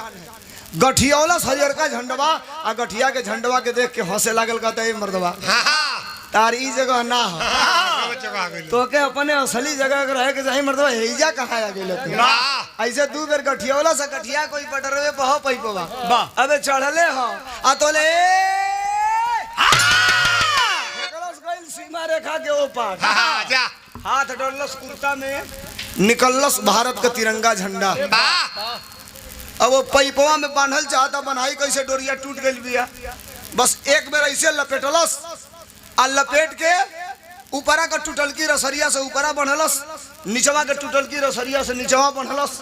अब बांध के सरसर सरसर सड़क के नीचे आ गई। घाटी में हरदम हवा चलेला, झंडा लहरे लागल हिंदुस्तान का। नीचे उतर के 2 कदम पीछे आइल, ऐसे सैल्यूट कैलस। जब बैठल सब लोग भारत का, सब लोग हिंदुस्तानी है, इनमें कोनो संके नहीं खे। भारतीय जनता पार्टी वाले 3 महीना 4 महीना पहले में पूछ रहे थे कि आप हिंदुस्तानी हैं कि नहीं है, लिख के दीजिए, फार्म भरिए। और भी वो आदमी पूछ रहा था जिसको उसकी सरकार ने 3 महीना के लिए तड़ी पार कर दिया था। गुजरात से 3 महीना के लिए उसको तड़ी पार कर दिया गया था कि तुम अपना प्रदेश छोड़ के बाहर चले जाओ। वैसा आदमी हमसे पूछ रहा है कि आप भारत के हैं कि नहीं है। नीचे उतरल, पीछे हटल, झंडा के सैल्यूट कैलस। से जब बैठल सब लोग हिंदुस्तानी हवा लोग, बिरहा के अंतिम दौर में हवा लोग। चंद्रदेव यादव को काम कैलस, चिल्ला के एगो बात कहलस, मौत का खौफ नहीं खे कि अगर हल्ला करब के हुआ जाए एको गोली मार दी तो मर जाई। अगर बात सही हुई लागे कि ये हिंदुस्तान का असली वीर है तो एक बार हमारे खातिर ना चंद्रदेव खातिर अगली लाइन बता ली चाह।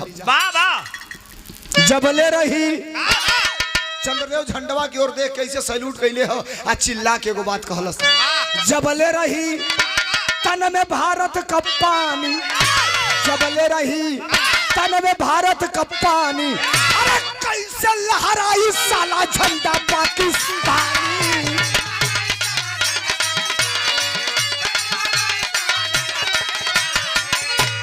अरे पानी हनुमान झंडा हिंद का लहरा वाले, भारत वो देश के गाना हो चलल देशवा का जवनमा।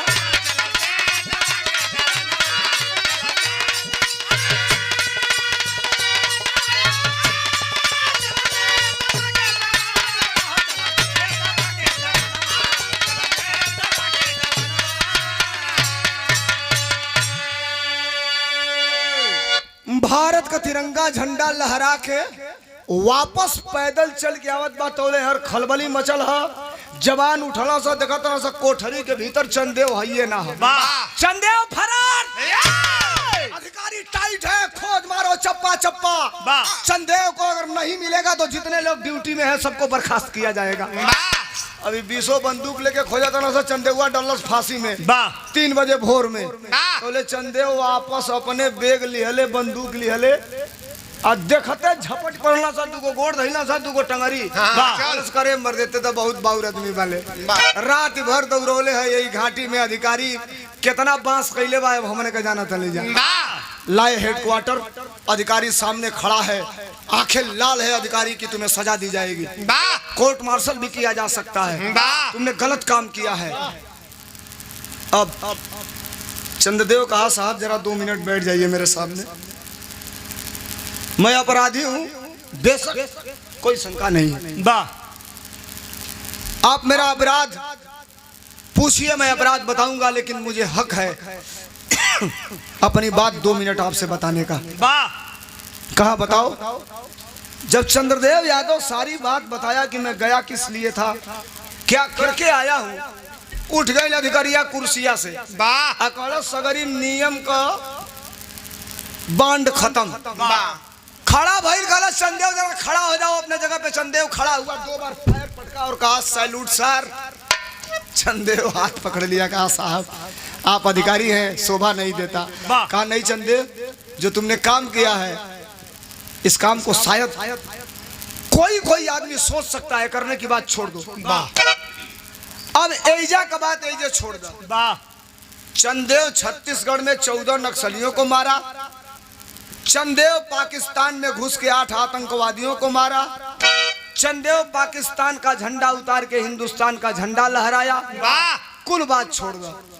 आज के डेट में यानी अब 9 तारीख हो गई, 9 अक्टूबर सन 2022 के आज के डेट में जइया आप सब बैठल मानी बिरहा के आज लेके हम खड़ा करते हैं। आज के डेट में चंद्रदेव यादव का कंडीशन का है। यहर अधिकारी चंद्रदेव के पिछला दोनों तीनों वीरता जो काम कैले रहे ओकर चिट्ठी बना के लेटर पैड पर भारत के रक्षा मंत्रालय, गृह मंत्रालय और राष्ट्रपति भवन बाया प्रधानमंत्री नरेंद्र मोदी तक को चिट्ठी लिख करके भेज चुका था। अब चंद्रदेव यादव का ओइजा कहानी का चैप्टर क्लोज करो। अब आज के दिन से आजा बिरहा के आल्हा लगल। कवि जी बहुत बड़हन बात लिखना, कबो कबो लिखे वाला हम गा दिहली, नीतू गा दिहली, हंस ले हलो, ताली बजा दी हलो, रुपया दे दी हलो, लेकिन कबो सोचले बानी सभे कि जी ये गानवा के लिखले बा उ कितना मेहनत कैले होई, कितना दिमाग लगौले होई, आ कितना परिश्रम से ये गाना के लिखले होई। असली श्रेय तो लिखे वाला के जाए के चाहिए। अब बिरहा के आल्हा में कवि जी बहुत बड़हन बात लिखला। का लिखला?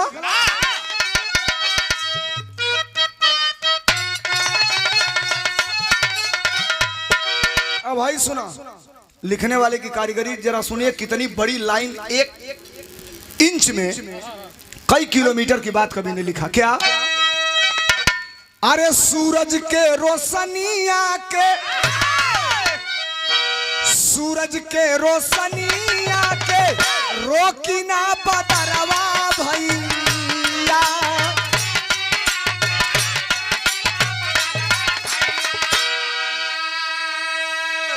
सूरज के रोशनिया के रोकी ना बदरवा भैया। आ गगरी में समाई ना सगरवा कधा।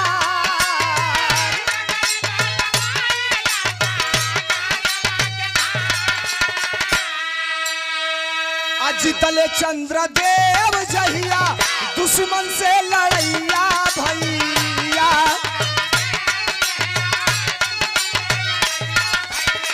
चेहरा हिंदुस्तान का भइलबा उजिया।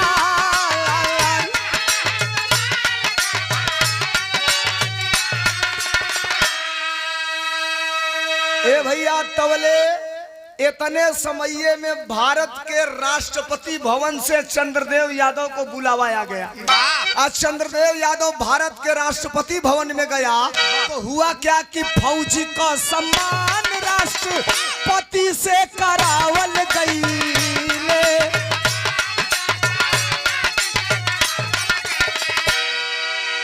अक्सर राष्ट्रपति पुरस्कार कब देता है? 15 अगस्त 26 जनवरी को। और मरने वाले जवानों को परमवीर चक्र, शौर्य चक्र, वीर चक्र देकर के सम्मानित किया जाता है। लेकिन वीरता का सबसे बड़ा पुरस्कार चंद्रदेव यादव को भारत की वर्तमान राष्ट्रपति ने दिया। उस समय राष्ट्रपति कौन थी भारत की? अरे प्रतिभा पाटिल के हाथों कैले सदीकार।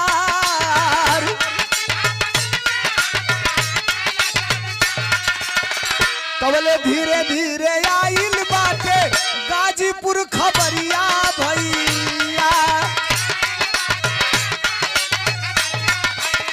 दुलही मनसा यादव का तू लहवा हो नहार।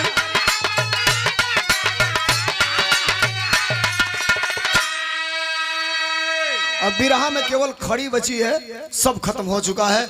और बिरहा का असली सारांश आपके बीच में 2 मिनट 2.5 मिनट में खत्म करके बिरहा को बंद करूंगा। सुनिए, भारत के राष्ट्रपति ने, वर्तमान राष्ट्रपति उस समय जो भारत की राष्ट्रपति थी महिला थी प्रतिभा देवी सिंह पाटिल। प्रतिभा पाटिल ने राष्ट्रपति भवन में बुला करके चंद्रदेव यादव को सम्मानित किया। जाहिर रायपुर के लोग जानल, जखनिया के लोग जानल। चंद्रदेव से बात भई, हे चंद्रदेव, अरे राष्ट्रपति तो सम्मानित कर दिया, हमनी के गौवा के लोग तके कहिया सम्मानित कर ले। चंद्रदेव यादव डेट डाल दिए कि मैं फला तारीख को गांव आ रहा हूँ। खबर आई पूरा गाजीपुर खुशबा, एक ऐसा जवान आ रहा है जो जीते जी इतना काम किया। चंद्रदेव घरे अइला, ये बिरहा में पहला बार नाव लेनी है कि दुल्ही मनसा यादव का दुल्हवा होनहार।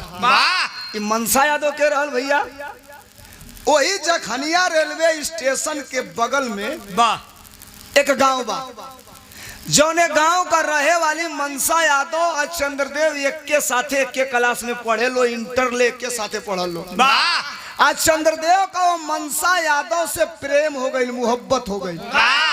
आज चंद्रदेव जब भर्ती हो गई ना, भैया भैया भैया भैया बस एक मिनट, हंसवा बिरहा बिगड़ गई, हमारा अंतिम दौर में है, सीरियस बात हो गई है। चंद्रदेव यादव भर्ती हो गई ना, तो चंद्रदेव बिना दहेज का अपने महतारी बाप से कह के वो मनसा यादव से बियाह कैला। वो तो फौजी रहे, कभी जी बिना दहेज का बियाह कर लिया। इतने घड़ी लड़का होमगार्ड हो जाता, होमगार्ड। बाप का एड़ी हरदम उठले रहती, तिलकहरू जाता ना से दुआरी पे कहता ना से लड़का खातिर ले जा बियाह होई। एको बेर नहीं खेलो कुछ हज कि बैठी पानी वानी पी, कहता लो बे कल सारनाथ से 4 जने आई ले लो, और नीतूराज के गांव की ओर से लड़कवा खातिर बियाह करे। आई अपनी मन ने कहल लो कि एगो बोलोरो ले ली, 5 लाख रुपया ले ली, 4 भाई बनी तो 4 गो अंगूठी ले ली, ना मानब तो एगो 80,000 का पाड़ी भी है वो बन खोलाई में दे दे। अभी तिलकहरू गिने तो ना सकी, सारे कुल मिलौले के बाद 21-22 लाख हो जाता। लड़का है कौन सी है तो होमगार्ड, कहता तो चलो दूसर दुआर देख लिया। चंद्रदेव यादव बिना दहेज की शादी किया था, और चंद्रदेव यादव आया गाजीपुर ने अपने पलकों पे बिठाया। अब तनी आज का कंडीशन ही सुना कि बतिया कहीं पेपर में ना आई, कहीं पत्रिका में ना आई, कहीं टेलीविजन में न्यूज वाला ना देखौला सब। वो ना देखौले के कोई हो कारण रहे कि वो वही रहे, दूसर बिरादर रही तो कुल टीवी वाला देखौता सब। ये हम कह देनी कि लोग कहेला कि अंड बंड बोले लाई, सही बोले ले। चंद्रदेव यादव कई कुल कहानियां जो हम बिरहवा गौनी है, जब पेपर ना लिखलस, टीवी ना देखौलस, तो हमके कैसे जानकारी हो गई? ये हम बता के बिरहा बंद करो। अक्सर चंद्रदेव हमसे बात करते थे टेलीफोन पर, जैसे हमारे बिरहा मान लिया आप लोग सुनीला, यही में से केहू मोबाइल नंबर बा यूट्यूब पर मिला देला, सोलंकी भाई बोल रहे हैं, हम कहनी हाँ तो गाना बड़ा बढ़िया लागल है, तो हम कहनी ठीक भैया धन्यवाद। आ सबसे फिर जान तलू नीतू ए काने में मत बतियावा, उकुल बात घरे बतिया, मामा बैठल हो जा। सबसे ढेर फौजी लोग रात में बतियाते हैं, आपको भी फोन करते होंगे बिरहा सुन के। फौजी दिन में फोन नहीं करते हैं, रात में। अब मान लो भैया महीना में 15 दिन 20 दिन भी रहेगा वो तो नहीं जा, 2-4 दिन मौका मिलेला तो घरे आदमी लड़का बच्चन में रहेला। अब रात का 11 बजे 12 बजे लोग सुतल बा, वही में लगातार फौजी फोन करेंगे। एक बेर फोन आई ना उठाई, 2 बेर आई ना उठाई। अब मलिकाइन कबो कबो कहीं अरे नेता आदमी रहा उठा ले के कोनो इमरजेंसी पड़ल हो राती का, हम तो जाने नहीं कौन इमरजेंसी पड़ल बा। आजा तो उठाई वही में जो उठा के कहा हेलो, उन्हें से लोग कही सोलंकी भाई, हम कहले हाँ भैया। अब 1 बजे राती का पूछी लो का करो तला, भॉइस पढ़वा बतानी, भॉइस दुहो तनी बरा रतिया को टाइम लागे ले, तीनों टाइम जबे लगा दो। अब राती का 1:30 बजे केहू पूछे कि भैया का करो तला, आदमी लइकन बच्चन के लगे सुतल बा, का बताई का करो तनी। चंद्रदेव भी हमसे बात करते थे। एक बार चंद्रदेव कहला कि ये सोलंकी भाई हम तो से मिलल चाहतनी, कहा भेंट होई? तो हम कहने भैया तार कहा घर हो? तो कहला घर हो गाजीपुर, रहीला बनारस में बाबा विश्वनाथ कॉलोनी संदहा के बगल में, वही जाम रहीला सारनाथ। संजोग से आपको भी घर उनके इर्द गिर्द बा चंदेव के। तो हम कहलिए भैया हमार देवरिया घर, तू बनारस रहेला, कैसे भेंट होई? तो कहला भैया जब बनारस विराग आवे तो हमके फोन जरूर करिए। संजोग देखो पहिलका लॉकडाउनवा की बात, दूसरका लॉकडाउनवा में ना लागल है तो हमारे बिरहा रहे BHU गेट के सामने करौदी चौराहा पर। कवि जी बिरहा कैसे रहे, बिरहा कैसे रहे? बिरहा दुनिया के लोग जेके सुमित्रा नंदनी कहेला, हम कुछ औरी कहेला, उन्हीं से बिरहा रहे। चंदेव से बात भइल तो चंदेव जो चिरई गांव ब्लॉक है जहाँ से बाबूतपुर खाती रोड कटेला वही जा चंदेव खड़ा रहला। आज जब खड़ा रहला चंदेव तो हमार इनोवा गाड़ी रहे बतौनी भैया 1001 नंबर है। चंदेव मिल गए, लोअर टी शर्ट पहने थे, नमस्ते बंदगी भइल। हम कहें ठीक भैया अब हमके जाए दो तो कहला ए भैया 2 किलोमीटर हमार घर बा, चल चल तो नाश्ता का व्यवस्था करोले बनी है, हम खुश हो जाई, अगल बगल के लोग खुश हो जाई। चल गए जा उनके घरे, जाके जो बैठली जा समोसा आ लालमोहन 2 चीज ले लो, पानी पिए ली जा। ओकरे बाद चंदेव कहला कि भैया तनी घरवा में चल चला, हमारा बुझाइल कि लइकन बच्चन से भेंट करे यहाँ। जो मैं चंदेव के घर में एंट्री किया बरामदे से, लंबी गैलरी थी और गैलरी में सबसे पहला फोटो चंद्रदेव के साथ भारत के राष्ट्रपति प्रतिभा देवी सिंह पाटिल के साथ, दूसरा फोटो निर्मला सीतारमण के साथ, तीसरा फोटो राजनाथ सिंह के साथ, चौथा फोटो ड्यूटी करते हुए पुरस्कार लेते हुए। मैं जब फोटो देखा तो मैं कहा यार ये हल्का फौजी नहीं है, ये सामान्य फौजी नहीं है, ये बहुत बड़ा फौजी है। अंदर लिया गया ना, कहले हमारे मलिकाइन है मनसा यादव, हम नमस्ते कहली, ये मेरी बेटी है अनुष्का यादव, वो पैर छुई, ये मेरा बेटा है अमन यादव, वो भी पैर छुआ, 2 लड़का बना सा चाय पी ले नहीं कहली जब भैया जाते नहीं, जब लेट हुई विराह में लेट हुई तो पंचगरी आवे लगी, घर भर आई लो छोड़े। जो बाहरवा निकलनी तो चंदेव कहले भैया 2 मिनट बतियावल चाहत रही हैं। हम कहें अब बहुत बतिया लिया भैया, अब लेट हुई अब जाएगा। कहलो भैया तू गाड़ी सुन लिया, विराह में लेट हुई तो तू एहन कहता कि गाड़ी सुने पड़ी तो हमारी खाती वो सुन ली हाई ना सुनबो तो हम जौने खाती बोलोले बनी वो हमार बतिये ना पूरा हुई। हम कहीं तब हम सुनियो ले, चलो तू सुनाबो। जितना विराहवा गौनी है चंदेव यादव अपने मुँहे से बतावे लगना। जब आधा कहानियां सुनली तो हमने कहा चंदेव भाई अब 1 घंटा लेट हुई बर्दाश्त, एक शुरू से बोला। आज शुरू से चंदेव बतावे लगना, मोबाइल हम ऑडियो रिकॉर्ड मोड में डलनी और लगा दे चंदेव का मुंह जबानी पूरा कहानी रिकॉर्ड कैली। अब हम काहे खाती कैली कि हम ही जानते रहली। पॉकेट में मोबाइल रखनी, जा गाड़ी में बैठ गई, गाड़ी जो चले के शीशा नीचे गिरौनी। चंदेव की जो बेटी है 14 साल की अनुष्का यादव, उसने कहा अंकल नमस्ते। हमने कहा खुश रहो बेटा, कई एक बात कहना चाहती हूँ। हमने कहा बताओ। कही कि मेरे पापा की जो कहानी आप रिकॉर्ड किए हैं मोबाइल में, इसका बिरहा कब तक गा देंगे? अच्छा भगवान सबके बेटा बेटी दिले हैं, मैं भी बेटियों का बाप हूँ। जो लड़की इस बात को कही मेरे आंखों से पानी चलना चालू हो गया। हमने कहा बेटा 10 दिन के अंदर गाऊंगा। और मैं भेजा अपने गया कवि को ये कहानी। हमने कहा गुरुजी 4 से 5 दिन के अंदर बिरहा लिख करके दीजिए। और गया कवि ने इस बिरहा को लिखा, इस बिरहा को गाया भी हूँ। सोलंकी समाजवादी यूट्यूब चैनल पे मेरे जाइएगा, जिंदा फौजी की कहानी सर्च करिएगा, वो बिरहा आपको मिलेगा। बिरहा के खड़ी में कवि जी बहुत बड़ी बात लिखना। चंद्रदेव का आज का कंडीशन का है मास्टर,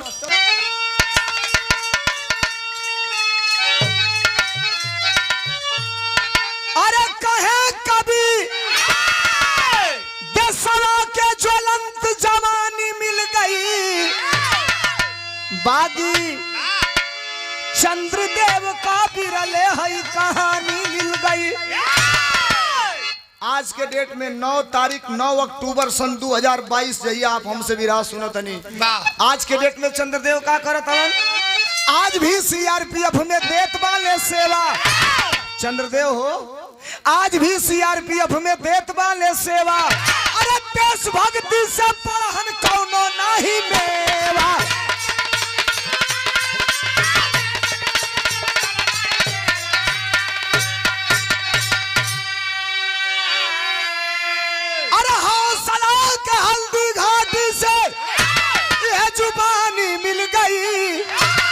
बागी चंद्रदेव का बिरले है कहानी मिल गई।